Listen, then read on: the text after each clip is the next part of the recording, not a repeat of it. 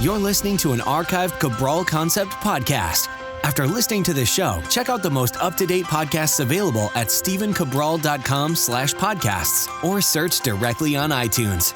And now, welcome to the Cabral Concept, where board-certified naturopath and integrative health practitioner Dr. Stephen Cabral shares how he was diagnosed at the age of 17 with a life-altering illness and given no hope for recovery. It was only after studying and traveling all over the world did he discover how to combine ancient Ayurvedic healing practices with state-of-the-art naturopathic and functional medicine to fully rebalance the body and re-energize it with life. It's time to discover how to get well, lose weight, and finally feel alive again. And now, here's your host, Dr. Stephen Cabral.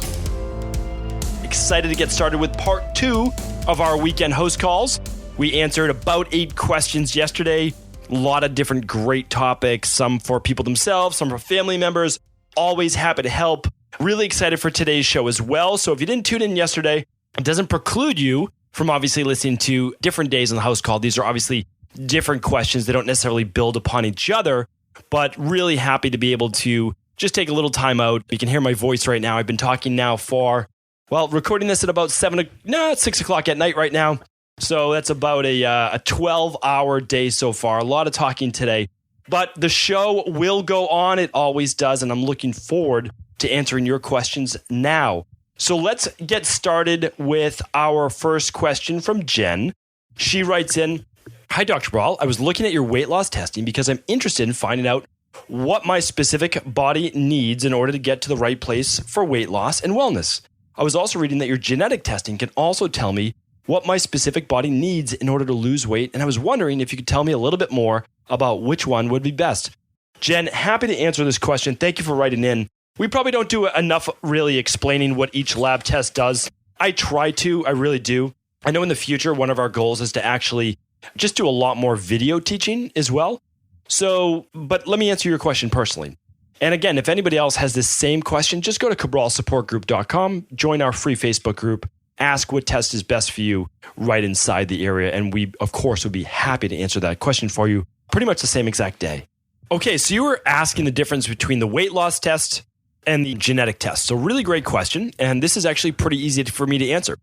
So if you're trying to lose weight, the weight loss test that we offer is the most comprehensive lab test that you can run. It runs your thyroid panel from an in-depth functional medicine perspective. It's going to look at your vitamin D levels, essential for losing weight. A lot of people don't know that. It's going to look at your blood sugar level from an insulin-based perspective, hemoglobin A1C. It's going to look at your cortisol. People don't know this, but if your cortisol is very, very high, you are not going to be in a state of burning body fat. And if it drops too low, well, your body's going to be quite burnt out. You're probably not going to have the energy, zest, vitality you need to be able to exercise, to move your body, to even want to eat well in the first place. Then we're going to look at your progesterone, estrogen, make sure your estrogen is not too high relative to your progesterone. And we'll look at your testosterone, DHEA, 2 hormones that are phenomenal as fat burning adjuncts. So basically add-ons or what your body needs to keep that metabolism fired up. So you run this, believe it or not, when you need to lose the weight. And then what you do is, because what it's doing is it's looking at your phenotype. It's what you've become with your body. Now, then after that, once you've lost the weight, you've achieved your goals, you have your ideal body, then you run your genetic test. And then you run your genetic test because that tells you your genotype.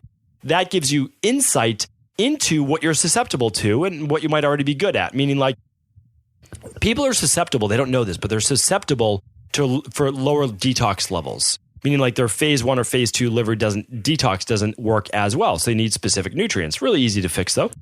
Some people are prone to lower vitamin C, lower B vitamins, lower vitamin E, lower coenzyme Q10, lower sulfur-based amino acid uptake. So all of these things can be found. They can't be found on a 23andMe. I don't have anything against 23andMe. It's a fun place to start. But eventually you're going to want to do a real genetic test. You're going to want to run a functional medicine test. And I don't mean to be rude towards 23andMe. They're a great intro.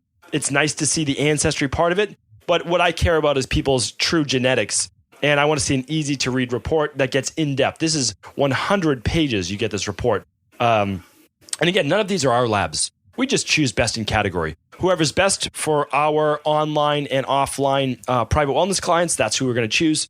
So right now we use the best lab in the world, 100-page report just on you. Remarkable. And it's the only lab test, at least right now as I'm recording this in October of 2017, that you actually get on the phone with me included with it. All the other labs, of course, you still get my advice. I still review your lab, but you speak with my one of my amazing health coaches that are absolutely fantastic. It's obviously an like hours thing. I simply don't have that many hours in the day, but I love talking about people's genetics with them. So hopefully that answers your question. You run the weight loss test now. Really simple. Once you lose the weight, then you run your genetic test so that you know your genetics and what you're susceptible to for the rest of your life. And yes, what your body does better on in terms of foods. All right. Tania is up next. It's Tania. Hi, Dr. Cabral. I'm an avid listener, as is my entire family. I've written in several times. Your advice has been so impactful. So thank you again for all you do. Giving your time to this podcast is so generous, and I appreciate your response in advance. Today, I'm writing on behalf of my brother-in-law. Last year, had a seizure while driving. He completely blacked out, and thankfully, he survived a nearly fatal crash. He has no recollection of the event. He did have alcohol in his system at that time. A few months later, he had another seizure after drinking alcohol. He's seen cardiologists, neurologists, done a multitude of tests. They've diagnosed with him with mild epilepsy. He's on medication for it right now. He had a seizure in his sleep. Hasn't been able to recall any events in the last 12 hours. He does not eat well. He works nights. He loves his job, and I do not foresee that change in the future. I believe you previously spoke about CBD oil as a potential seizure prevention aid. What dietary recommendations do you recommend? Do you think ketogenic approach could help? If so, for how long? Any suggestions you have would be unbelievable. Thank you once again. Kindest regards, Tania. Okay. So, it's really great that you're writing in for your brother-in-law. I just hope, because I work with so many people, a lot of women, a lot of men, but a lot of people always say, I wish my husband would come and see you. I wish my spouse, or I wish my parents would come see you. But everybody has to do it on their own accord, meaning that I can give a lot of great recommendations, but if your brother-in-law is not willing to follow it, he's simply not going to get the results. So I think it's very clear. Hopefully there's a correlation. Hopefully there's a clear correlation that your brother-in-law has some type of detox-based issue. He drinks alcohol and it exacerbates his seizures. Now, alcohol is the straw that breaks the camel's back, right? So to say, there's obviously a lot of inflammation going on. I'm really worried that he probably drinks athletic drinks or maybe like energy drinks, and they might have like food dyes in them that exacerbate the nervous system as well. I shouldn't say exacerbate, they inflame the nervous system. Worried that he might have a lot of sugar in his diet, a lot of processed food, a lot of dairy. So, where can we start? Well, my highest recommendation is the 21-day Dr. Ball detox. It's the simplest to do. It honestly costs no more money than food would cost for those 3 weeks. And yes, I would add in the CBD oil, because the CBD oil is clinically proven through scientific medical research, even in conventional medicine, to actually work and cut back on seizures. I would probably do a minimum of 1 dropper per day, and I would do that either to start the day to relax the body, or I would do it before bed. Highest recommendation is you just have to clean up the entire lifestyle. It's not one thing. Would a ketogenic approach work? Not in my opinion. I wouldn't put someone on a high-fat diet with these type of inflammation-based issues. I understand that it can help in certain areas. What I'm looking at is a high produce. I'm looking at smoothies in the morning, the Dr. Ball Daily Protocol. I'm looking at greens. I'm looking at everything that would bring down inflammation. I know the fastest way to do that is the Dr. Ball detox. Even just a 7-day is great, but he really needs to clean out that system. I would do a 21-day, and I would use the CBD oil with that, and then I would maintain great results by doing the Dr. Ball Daily Protocol each and every morning. Even if you didn't want to take the probiotic, I would at least do the daily nutritional support powder with the 22 organic fruits and vegetables as a powdered form in the daily fruit and vegetable blend. That's what I would do. I hope that he gets the help that he needs and that he deserves. Okay, let's move on to our next question. This is from Vanessa. I have a question for you about the microbiome. I unfortunately did the keto diet for about 6 months and lost 40 pounds, which was great. But now that I'm off it, I'm constantly getting stomach aches, gas, and even diarrhea a time or two from foods that I ate without any concerns before. In fact, I'm so frustrated because I'm almost having daily stomach issues, and I never had stomach issues before this. So my question is, what is your advice for those that have screwed up and ate like that for a time but want to fix their microbiome? Side note, I do eat a real food diet free of processed foods. I'm talking I'll eat a homemade pancake, experiencing gas and bloating, ate chicken with zucchini, tomato sauce, and dearly paid for it. I do immediately take extra probiotics, usually just drink some brine from my ferments, but I'm super frustrated, but there seems to be little hope in my research. All I found is to wait it out. Is there anything I can do? Okay, Vanessa, we can help you with this. We help people with this all the time. Yes, when you do a keto-based diet, nobody talks about the adverse long-term effects. Beautiful short-term effects, right? Weight loss, decreased bloating, increased energy sometimes. What about the long-term? Well, the long-term, like nobody, when they were doing like not forced ketosis, meaning like the bodies went into ketosis because they were essentially starving. Hopefully they got food within a period of a week, 2 weeks, 3 weeks maximum. But now people doing keto-based diets like you, Vanessa, for 6 months. And that obviously is not normal. So what happens is, and not everyone, but a lot of people, you start to starve the bacteria in your microbiome. Why? Because they do not eat and feed off of and thrive off of fat and protein. They thrive off of vegetables and fruit. They thrive off of prebiotics. So here's the issue. You can't just add prebiotics back in as you're finding out, because you could have let the yeast overgrow because you lost a lot of the good bacteria, which just means now there is open space for yeast and candida to take hold. So this can be fixed. We do this all the time. Here's what we need to do. We need to take back your microbiome. So you can do two things. One is you can just run an organic acid test and you can get proof for yourself that you have candida overgrowth and bacterial overgrowth. Once you have the proof, well, then most people are like, okay, now I'll do the candida and bacterial overgrowth protocol. So yes, we use a FODMAP-based list, but ours is so much more advanced. It looks at histamines, it looks at inflammatory foods, it looks at so many different things. But you also can't be on that forever either, because you need more prebiotics. And for now, we're taking out the prebiotics because that's what's causing the gas and the bloating. We just have done the research. So then after that, though, at about 8 to 12 weeks, we start to then do food reintroductions. By then, we've started to repopulate the gut. People can now eat foods, normal foods again. They feel normal again. They can go out to eat and they can go back to living a healthy life. So this whole protocol takes about 12 weeks and it is absolutely worth it. We will link up the organic acid test in the candida and bacterial overgrowth protocol for you, and we'll get you better. Okay, Donna's up next. Hi there, Dr. Brawl. I'm ready today to get your thoughts on how to naturally manage sickle cell anemia for my 12-year-old little cousin who was diagnosed at birth. I want to make it very clear that I am concerned, not trying to be critical of his current treatment. I hope your information can help his family and others who are diagnosed with sickle cell. To my knowledge, this is how his sickle cell is being managed. Large doses of antibiotics, limited physical activity, continuous hydration. He takes leukemia medication. I'm just wondering if there are some natural treatments that might be beneficial for him. I truly value your opinion, and thanks so much for all you're doing to make the world a healthier place. Donna. Donna, thank you so much. Really appreciate the kind words. It means a lot to me. I really do. I really appreciate the feedback. I love it. Love reading it. Love the comments in our Facebook group. I love the comments on Instagram, and the iTunes reviews are huge. So again, really appreciate it.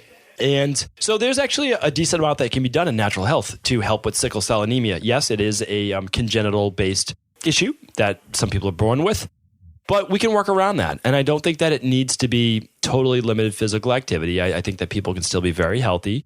The large dose of antibiotics I get very worried about because of the microbiome. You know, that's one of the things that we specialize in is the gut bacteria. So I would like to just be careful in that regard and just make sure that your cousin does not have bloating or gas or any of the symptoms of some type of SIBO, which comes along a lot of times, or C. diff, Clostridium difficile overgrowth, with taking that much antibiotics. And I know this because I took over 3,000 capsules of amoxicillin. Yes, that's 3,000 capsules of amoxicillin before the age of 17, which was one of the reasons that led to my demise at 17 years old. But I digress. So let's move on to Donna's answer. So there are some amazing things being done with this vitamin called B17. Most likely, very few people listening to this podcast have ever heard about vitamin B17. And that's because it's trying to be kept from our population, our human population, because there's a lot of cancer-based research on it showing that for tumors, not soft cancers, but tumors, that this thing called Laetrile, which is vitamin B17, or amygdalin, or apricot seed kernel, which is, you can actually eat raw apricot seed kernels, and very, very bitter, just to keep that in mind, or take 100 milligram tablets of vitamin B17, this Laetrile, which, yes, it's been shown to help tremendously for cancer and tumors. So you can look that up on your own. Again, I'm not providing medical advice on this show, nor am I saying you're going to cure cancer alone with vitamin B17. I can tell you this, though, if I had a cancerous tumor, I would for sure be using vitamin B17 as part of my protocol, because you'll see amazing success stories online. So besides vitamin B17, what would I do? Well, I would also take chlorophyll. Chlorophyll allows for a lot more oxygen uptake. I would probably use a greens powder like the Daily Fruit and Vegetable Blend, which contains high chlorophyll-based vegetables and superfoods, such as cracked cell chlorella, a lot of gluten-free wheatgrass, other items like that. I'll let you check it out if you want. I'm not going to go through the whole thing, but if it seems like it's of interest to you, it's a great product. And of course, one I use in my own family. I would make sure that your cousin's B vitamins are up to par. So he could just do literally 1 scoop of the daily nutritional support shake or a lower dose of a B vitamin just to make sure that his B vitamins are up. Why? Because B vitamins, calcium, magnesium, zinc, copper, and like I said, your B vitamins, B6, B12, and folate also help with oxygenation of the red blood cells, or I should just say the blood in general. So looking forward to hopefully him leading a really great, long, healthy life. And you know what? As a bonus, I'm going to actually, this is what I want to do. I want to help him out as much as I can. So Donna, on our show notes page today, every lab, everything I'm talking about today, just go to stevencabral.com/625. I'll put everything there. And I'm also going to link up a list of foods that are very high containing vitamin B17. So I talked about the apricot seed kernel, which is obviously very, very high, but things like gooseberries, huckleberries, loganberry, mulberries, raspberries, chokeberries, crab apples, buckwheat, apple seeds. I know some of these things contain arsenic, but again, you'll look into that on your own research. A lot of these seeds are very, very high as well. So I'll link that up today in our show notes as well. Hopefully that helps. All right, next question is from Anonymous. Whenever I eat salmon, I only buy wild caught since I saw your Instagram post where you explain how toxic farm raised is. I noticed that a few hours later, I have fishy vaginal odor, which I presume is from eating the salmon. Is this normal? I don't have this odor any other time. And I don't have any hives or any other symptoms that would lead me to believe that I have an allergic reaction. Is this reaction similar to the one that sometimes happens for people where consuming asparagus can cause their urine to have a foul odor? Thanks. Okay. So Anonymous, this is actually not uncommon, meaning like it's very rare to hear it talked about, but not rare like for this to happen. It's just not because, and I've spoken about this before, the vaginal flora is really susceptible to alkalinity and acidity, and meaning that it's supposed to remain more acidic. Now, I haven't heard it specifically happen with salmon, but I have heard it actually happen, meaning like the fishy odor from lobster, from shellfish. That's actually fairly common. Coffee, onion, garlic, those are a few others that I've heard about as well. So there's a few things that I want you to do because these are just anecdotal, but I've seen them work and I've heard them work, is that a lot of women will have a glass of cranberry juice or a small glass of cranberry juice. You can fresh press your own if you'd like. Very, very bitter, but you could do that. Or you can do organic, cold pressed. That would be fine. Or maybe even lemon water would help. But the lemon and the cranberry, they seem to help a lot. You would drink that before you had your salmon. Okay, try that. Try that out. It seems to neutralize it. That's what seems to happen. Now, here's what else I would do. I would run your organic acids test. Look for bacterial overgrowth and look for candida overgrowth. Now, after you run that, I would complete what we have is called the Healthy Urinary Tract Protocol. That helps a lot of women to rebalance the vaginal flora and just clean out the kidneys as well. So really nice protocol. It's D-mannose, it's vitamin C, it's GSE, grapefruit seed extract. Really, really great. I use it in my practice all the time. Women who get urinary tract infections, usually, again, I don't treat disease. I just want to make that, I have to make that known, right? So, but usually that rebalances the body within hours and the urinary tract infection is gone, but we still continue on with that protocol for 3 days to make sure that the system's cleaned out. So that is my recommendation. We'll link up again, everything in the show notes today. So just go to stevencabral.com/625. And I'm going to answer one more question. And then I think that is it for my voice for today. Veronica's up next. My daughter, Lauren, is 12 years old and was diagnosed last year with Hashimoto's and Graves' disease. I've been to many docs with diet change. We put Graves into remission. We are still dealing with Hashimoto's. She is on LDN, which has helped a ton, but still struggling. New functional medicine doc wants to put her on biocidin. I would like to learn more about this protocol or how to get her health back. You were recommended by another patient, Lisa. Thank you so much. Okay, well, I'm glad that we got a recommendation. That's always our favorite. We are a referral-only practice. We never advertise, never have. And we work with just amazing people, such as yourself. So here's what's going on. I have no idea. And again, maybe there's another doctor out there. Maybe there's another functional medicine practitioner out there who's ever seen this. To be diagnosed with Hashimoto's and Graves at the same exact time is a real challenge because most people with Hashimoto's are going to show a hypo or lower thyroid function, and most people with Graves are going to show a hyperthyroid function. So in my opinion, again, I haven't seen your lab work, so I can't make any real call on this, but I've never seen or heard of that. Again, maybe another functional practitioner has, and I would love for you to reach out, but they're usually two different things. And I'm not trying to make light of the situation, but I'm a little worried as to who diagnosed this. Again, I could be mistaken. You feel free to look this up on your own. Hashimoto's and hypo, and Graves and hyper. So again, just trying to struggle with this, just trying to talk it out right now. Understand that she's on LDN, which is low dose naltrexone. That is essentially something to help rebalance the immune system. I don't use it in my practice, but I understand why some people do, and I'm not totally against that at all. So using biocidin. Now, biocidin is not used to specifically help the thyroid. And so, again, I don't have a lot of context, but what biocidin does is it kills bacteria in the gut. So it's a great product. We use it actually as part of our children's Candida and bacterial overgrowth protocol. It's an amazing product, and it's liquid, so easy to use with kids. Our Candida protocol and bacterial overgrowth protocol, like SIBO, is different for kids than it is for adults because of how they have to take the products, and also we want to do a little bit of lower dosage. Biocidin has amazing research behind it. However, it has to be part of an overall protocol, meaning that you don't just give someone biocidin without using biofilm disruptors and without then repopulating the gut afterwards and then sealing up the gut wall, because Hashimoto's or Graves, I would honestly say, yeah, there's most likely some leaky gut or intestinal permeability going on. So hands down, what I would do is I would run a thyroid, adrenal, and hormone panel. I would really get to the bottom of this. You could run a complete thyroid if you want, if you're really just looking at that. But personally, if it was my wife, child, family member, I would run the thyroid plus adrenal plus hormone panel. And then I would run a organic acids test. That would give me all the data I need on my hormones. And then I would have all the data I need on the gut by using that great GPL organic acids test. That would give you the full picture. And then you would get a real plan for what to do. Now, if you did that with us this month, again, you don't have to work with us. If you have a great functional medicine doctor, please continue to use them. I think that's fantastic. I love also, if you can do local, fantastic. But if you run it through us, you'll get my recommendations. I'll review both labs, and you'll actually get an upgraded 60-minute call this month to talk with one of our health coaches to actually take you through a plan to help your 12-year-old daughter with this. So I always just say this. Whatever you feel is right for you, right for your family, you should do.